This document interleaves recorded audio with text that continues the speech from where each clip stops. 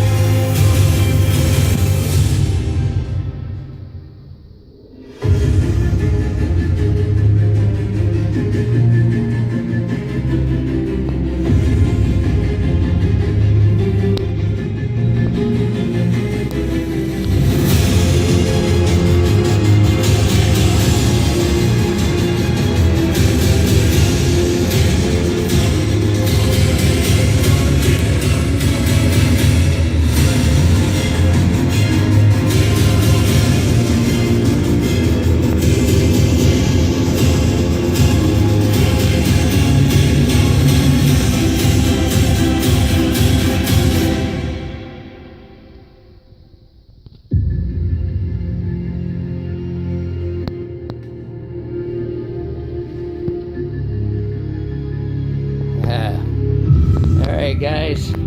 We'll stop the music right there.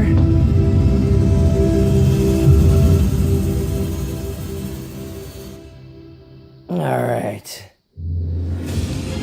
That's a little bit too loud. All right. So I hope you like what I've done with it. It's hard to explain, but guys, the action that takes place in this mountain here not necessarily took place on Obi-Wan Kenobi's property. These are just scenes that represent either canon or legend in the Star Wars universe. Those who know canon and legend understand what I'm talking about. So this is kind of like an inspiration and a mixture of what I got going on. The backside here is not yet finished. I still have to add another portion right over to the back here, but this is going to be a scene right here. If anybody's heard of the Crate Cult Cave, then you'll understand what I'm doing here.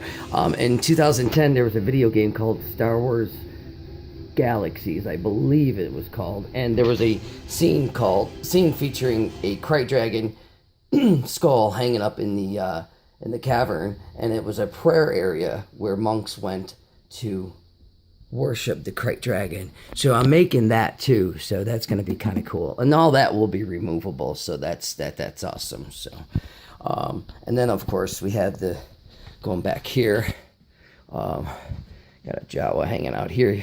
Okay, put him over here. I'll lay him down. So there's like pieces of metal and stuff, scrap metal. I wanted it to look like it was an old mine from the Zerka Corporation. If you're a Star Wars enthusiast like I am, you know who the Zerka Corporation is. But they existed like 4,000 years ago. They're still around today, but they existed 4,000 years ago, and they tried to do some drilling on Tatooine. So I'm representing this to be just a mining facility that went really wrong because it's all exploded, and you know, there's like loose wires here and stuff. I have details. I actually built the items on here, okay? And then I took a lighter and I burned them. Yep. And then I sealed them so they, you know, the soot wouldn't go away, so I wanted it to look as real as possible. But we got some details down here. This is just a small little bridge that has broken apart. You know, we have a cavern here, lots of falling rocks. Of course, all this is going to be, you know, matched up to look like this right here, guys. You know, so, you know, fear not. So we got like, you know, torn metal and fabric from the explosion. There was a fire. You know, some of the equipment, you know, had been destroyed by rocks falling. All the details will go into it, as you all know, because you've seen, you know, all the previous details and the other stuff I've done, so I'm sure you can trust me on this one. Right over here, guys, is the luminescent stone pool. I have a Jawa hanging here from a rope, which is kind of cool, which goes all the way to the top of the ceiling right over there, which goes through the floor, as you can see. Yeah. Back there are the other hallways that go through the whole length of the diorama through to the other side, and they're lit up by stones. It's really bright at night, guys, so one of these days I'll take some night video and show you how bright it is in those caves. Alright, so this is definitely going to take me some time to cover up, guys. I love my stairway. The stairway will be lit up with lights on this side here, but I'll have it covered up, and then the holes that are through the walls there will shine different spectrums of light, so it look kind of eerie and haunted, like, I don't know. I'm just imagining right now. Some old equipment that's just been blasted away. Yeah. That bridge back there with the Jawa standing on it, that only took me a day to make. I really had a lot of time on my hands. That lantern actually lights up right there. You can see it's a little lit, but I wanted it to be dim. Alright. Well, I'm closing in like on 13 minutes, guys. I just wanted to show you what I got going on so far with the diorama. But part 4 marks, let's see, 5 months and 1 day now. I've been working on this diorama. It would have been done, but everything you see in white was an epiphany, a new addition. So maybe I have a month and a half, maybe 2 months left. I hope not that long. Anyway, I need to take advantage of the gorgeous weather today and get some of this stuff, some of the skin applied, you know, the tinfoil skin. Y'all know the process. If you've been following, then you know what I'm talking about. But yeah, I'll somehow continue, you know, the piece here, because this will be a separate piece that will pull out, so it'll all be, you know. And by the way, this whole base that's white, it pulls out from this base, and it's being held up on its own weight right now. Don't ask me how it really is doing that. It's just the way I did it. So it's just a balancing act, actually. But it's nice and sturdy. You know, I can shake it. It's not going to go anywhere. You know, I'm moving it right now. It's not moving anywhere. So, well, I hope you guys like it. The video's long enough. You guys be well, you be safe. Give me a like, give me a share, tell your friends about the diorama, and I hope this wasn't too long for you guys, but I really needed to show you a lot in this video, so just been working on it for such a long time. Alright, so that is it for now. I'll see you guys with part 5, and we'll talk very soon. Alright guys, you guys be well and be safe and be kind. Thank you so much.